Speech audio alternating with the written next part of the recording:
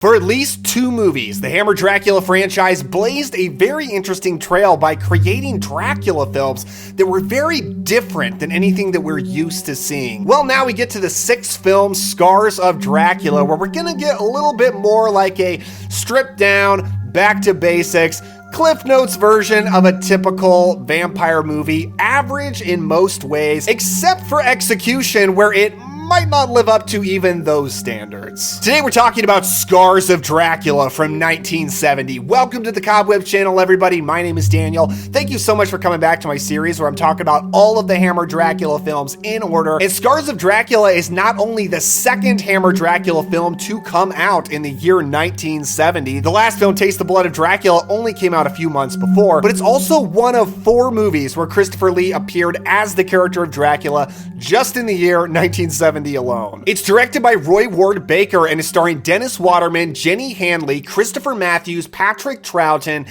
and of course, Christopher Lee. You will tell me everything!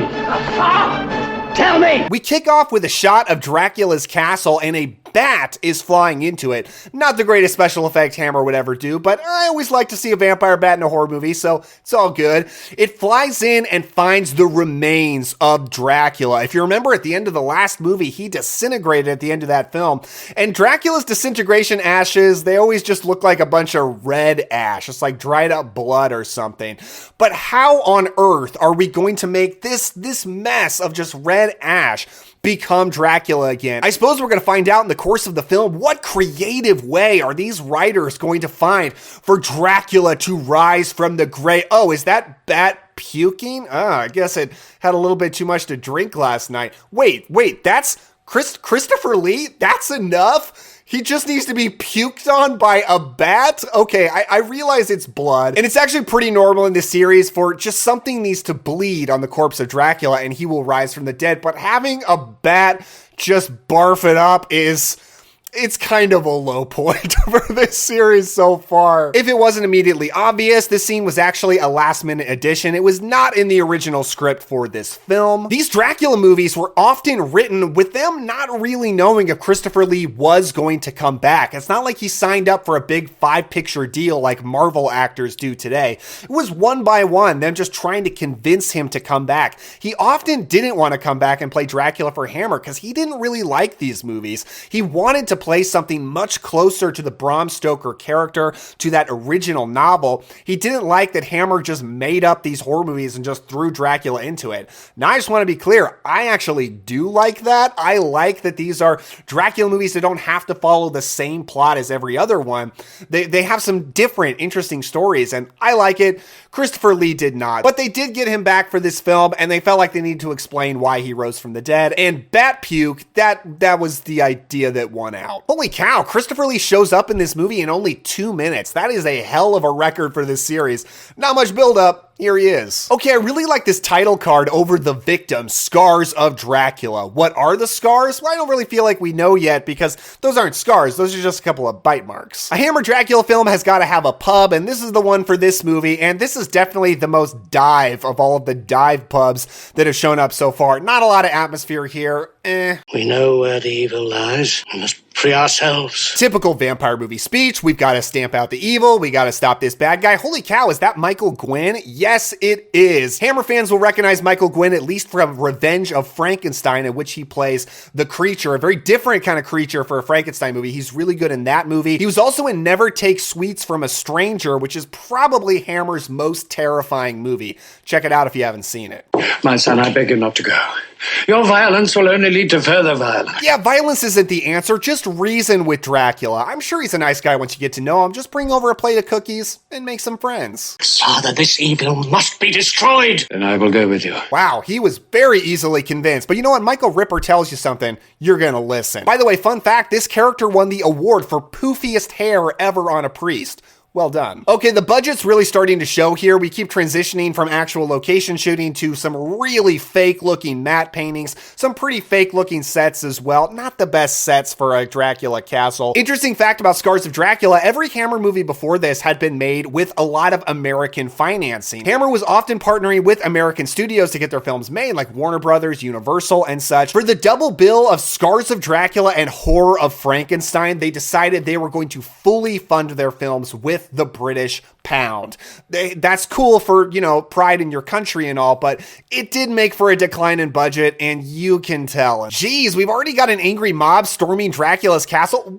How far are we into this movie? This is flying by. Okay, this is really cool. Clove is back in the series. You might remember Clove as Dracula's servant in Dracula Prince of Darkness. He was not in the last two movies, and here he is back again, played by a different actor this time. This is Patrick Troughton, a very respected actor. He played Doctor Who as well. It's kind of weird that he did this role of this crazy servant of Dracula, but other than the very fake looking wig, he does a good job. All right, it seems like the plan here is don't even bother looking for Dracula, just burn the place down. It's amazing to me that people in this universe are dealing with vampire killings over and over and over again, and they never seem to spread the word, like, here's how to kill a vampire. Like, nobody tells anybody, so I guess these guys don't know, like, stake them, put a cross in their face, something. I don't know, they're just burning the place down. Let us go to the church and tell our loved ones they are safe. Oh wait, this was successful? Okay, I guess we're done here. So let's rate Scars of Dracula. Now for atmosphere, I'm gonna give it, oh wait, just kidding. Now there's a bat massacre in the church. So Dracula's power is definitely not gone. And this is actually pretty cool to see. A bat massacre was actually supposed to be the ending of Brides of Dracula. It ended up getting used later in Kiss of the Vampire, which is a very good Hammer vampire film.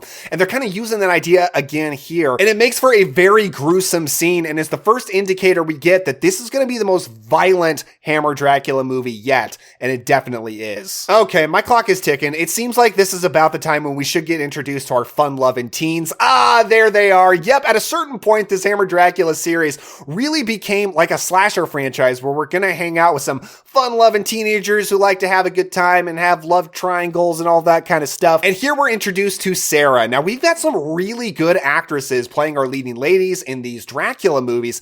And here we've got Jenny Hanley. And I gotta say, she is incredible. Thank you. Like, what a thespian.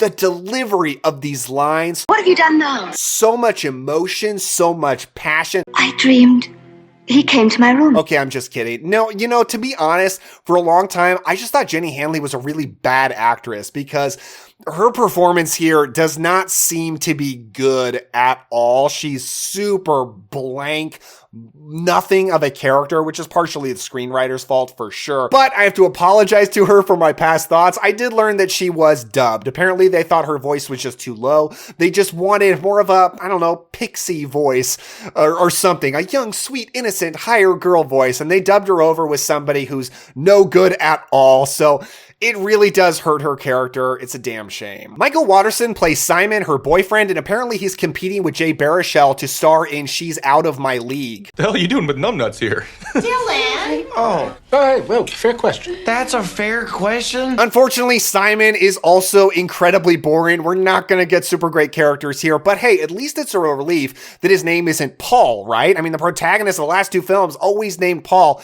Here we got Simon. That's a nice change of pace. Is it Paul? His Paul. Paul, you're late. Paul. Wait, his brother's name is Paul? Oh, geez. Now we're going to introduce to another Paul.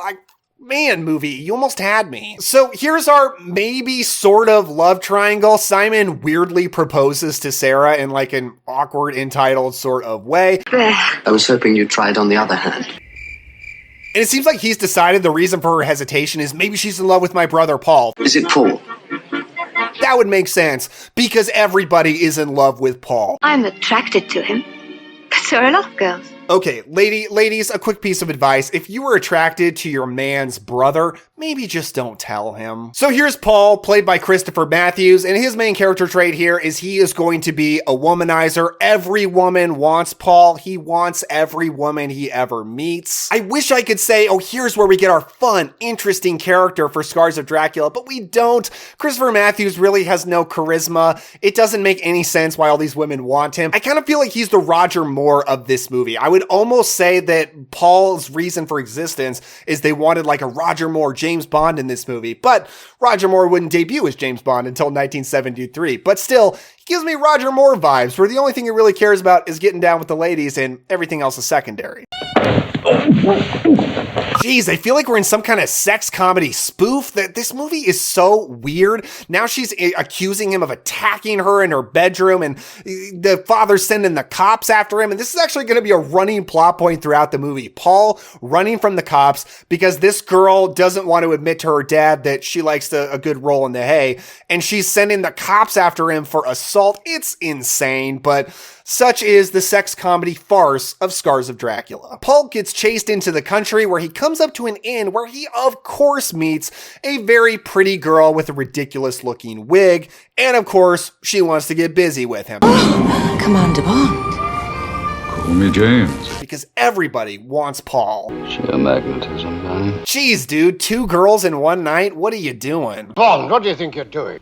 Keeping the British hand up, sir. Hey, Michael Ripper is back. Yeah, he's going to be our innkeeper in this film, and he was also the innkeeper in Dracula Has Risen from the Grave. I doubt they're supposed to be the same character, but you can kind of stretch your headcanon and just kind of pretend they are. Makes it a little more fun. Although it does mean that his very fun character in Dracula Has Risen from the Grave has gotten very grumpy by this movie. That's kind of a bummer. Ah, an abandoned coach. Always very trustworthy. I highly recommend getting into any abandoned coaches you find in the European countryside. Now we're at Dracula's castle. Oh, geez, Dracula, repair that wall. You almost lost your meal for the night. Now, what kind of person could Paul possibly meet at this dark, abandoned castle in the middle of nowhere? Oh, it's a beautiful woman. Of course, that makes sense. I was trained to expect the unexpected, but you never prepared me for anything like you in the night.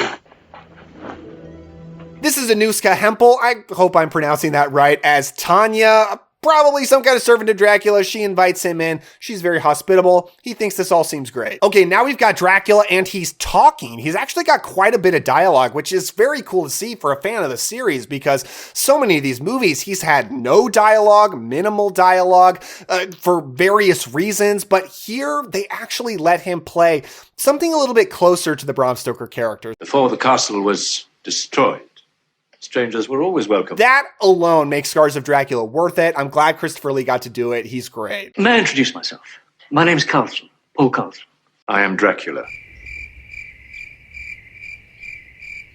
Okay, before I complained about people just not spreading the word about anything in this universe, like, if there is a guy named Dracula and he's been killing people over and over and over again, spread the word. Dracula's a bad guy. If you go to a castle and some guy shows up and says his name is Dracula, you should run away. That should be a bad sign. All right, enough chit-chat, Dracula. I've got a blood surplus. Go to town. This is kind of indicative to me about the fact that this movie really is just kind of a Cliff Notes version of here's what's supposed to be in a vampire movie without doing anything interesting with it. Like, we've had a lot of very cool blood-drinking, biting scenes in this series, and here's just because she wanders up to him and just like, here's my neck. Okay, here's our obligatory bite. It just kind of does nothing for me. What? That's Sarah. That's your brother's girlfriend. Why do you have a picture of her? Whatever. This dude is so weird. Wait, why is Tanya coming into his room? Oh, geez, dude, 3 girls in one night? My God, what's Bond doing? I think he's attempting re-entry, sir. I'm sure he doesn't have any diseases. This should be safe, Tanya. Just have at it. Go to town. I'm just not going to look. Let's get out of these wet things. After they roll around in the sack, she starts eyeing his neck. Can't be a good sign. And Dracula bursts in. I find it weird that Paul just jumps up and immediately starts strangling him. Like, seems like a dramatic reaction when you don't know he's a vampire. Like, maybe start with a, hey, I'm sorry I banged your girlfriend or wife for all I know. I was really hard up. I hadn't had sex in like 2 hours. Oh, I find I live much longer that way. Here we're treated to maybe the most grisly act of violence that Dracula has ever committed in these movies, with him stabbing at Tanya over and over. This is a vicious side to Dracula that we really hadn't seen. It's pretty cool. After Paul is locked in, he decides to try the old let's tie the bed sheets together to make a rope and climb out the window. Oh my gosh, you can't climb all the way down there. Where the heck does he think he's going? Oh, there's a window. Okay, well, Paul, I stand corrected. I'm sorry about that. You had it covered. Oh, you know what they say about the fittest? Now that Paul is locked in the castle, it's time for Sarah and Simon, our true main character of this movie, to roll in and try to find him. And it seems like magically their relationship is mended. The love triangle aspect seems to have gone away. Sarah's decided to settle for Simon. You know, I mean, I don't really know. No, he makes me laugh. Would it have killed these writers to come up with a reason for her to be like, yeah, you know what, Simon's the guy for me? We're not treated to any kind of luxury of character development or real storytelling here, but hey, it was a good idea for her because Paul is definitely cooked. Of course, they find their way to the castle and meet the true star of this movie, this bat puppet, terrible looking thing. But never fear, because Dracula gets quite an entrance. Oh.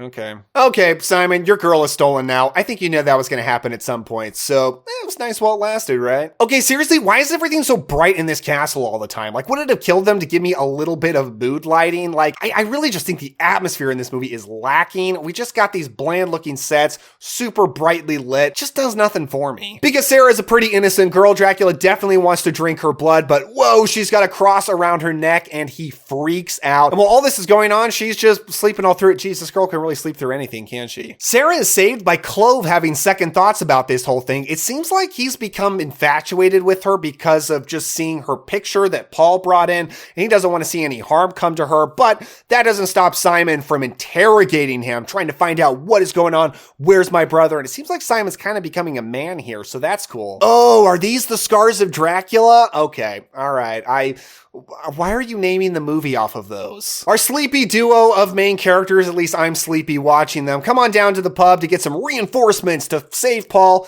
and stop Dracula, and the only one to step up is Michael Gwynn as the priest, once again, winner of the most luscious hair of any priest who ever lived. And it's lucky he stepped up, because here we get an entire scene where he explains what vampires are. A vampire? Vampires are bats. Don't vampire bats drink blood? Vampire bats drink the blood of animals. And human vampires. Okay, stop. I didn't need this. We're 6 movies into this. Like, use your runtime with something else, please. Julie's fed up with all this vampire drama going on. My village isn't like this.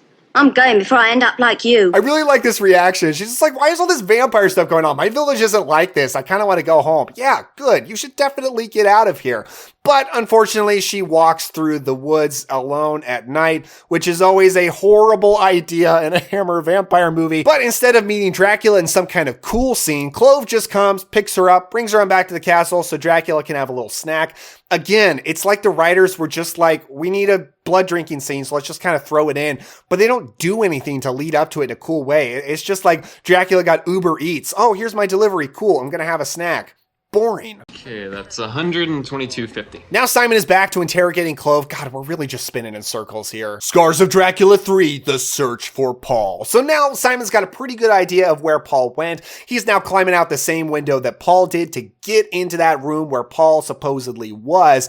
And apparently he thinks Clove is very trustworthy. He can totally just climb out here, and Clove's not going to do anything. He's not going to try to cut this rope. No, he does try to cut this rope, and Simon just barely survives, of course. I do feel like Simon is doing increasingly cooler stuff. He does seem like he's coming into development as a man, or some kind of character development here, but it would just work if the actor wasn't so boring. Apparently this actor did go on to become somewhat of a household name in Britain on television after this movie, and good for him, but here, God, he is just so dull. But I gotta shout this out. Around this point, our priest is actually attacked by a bat, and it's probably the coolest moment of horror in the whole movie, even though, once again, the bat does look very fake. The gore here is pretty fun. It's the closest thing to, like, kind of horrifying that you get here, but gosh, this priest really was a useless character. Like, he kind of didn't really do anything. Well, he explained what vampires are.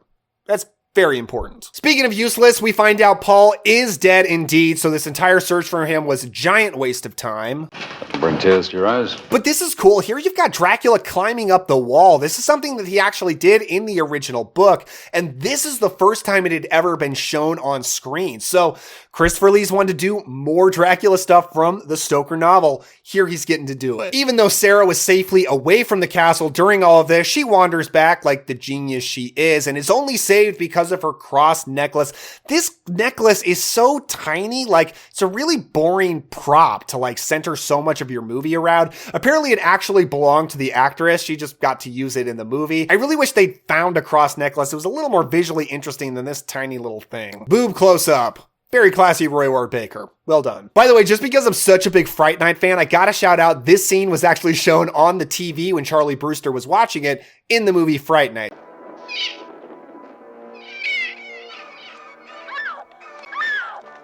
Very cool. Now we're wondering, how on earth are boring Simon and Sarah possibly going to defeat Dracula? Well, the answer is they're not. He's just going to get struck by lightning.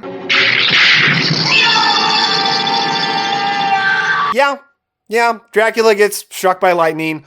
Bizarre, random chance that happens to defeat him. I mean, I guess you can argue God killed him, but it's still pretty lame. All right, that's it. Let's rate Scars of Dracula. Now for atmosphere, I'm going to give it a 4. I think it's just a little below average. The castle is always so brightly lit. We don't really see a lot of it because they keep talking about some of it was destroyed by the fire. I don't know why we needed that plot point, but I guess it's to explain why you have this cheap set. The pub looks lame. I mean, sometimes you're in the woods and that's kind of cool. The best thing about the atmosphere is fog outside the castle. Always good to see fog, but that's not much. For characters, we're going a 3, and that is entirely because of Christopher Lee as Dracula. It is great to hear him get to speak, but all of the characters around him, our protagonists, they are so dull. I mean, Paul sucks. He's just this super boring Roger Moore womanizer. By the way, I love Roger Moore as James Bond. I just got to make that clear real quick. Michael Ripper is kind of cool to see him. It's cool to see Michael Gwynn, even though his character is basically pointless. I don't care for the characters in this movie at all. I stand by this very low rating. For story, I'm going to give it a 5. Now that seems high, but it is just so average. It's just a Cliff Notes version of a vampire movie.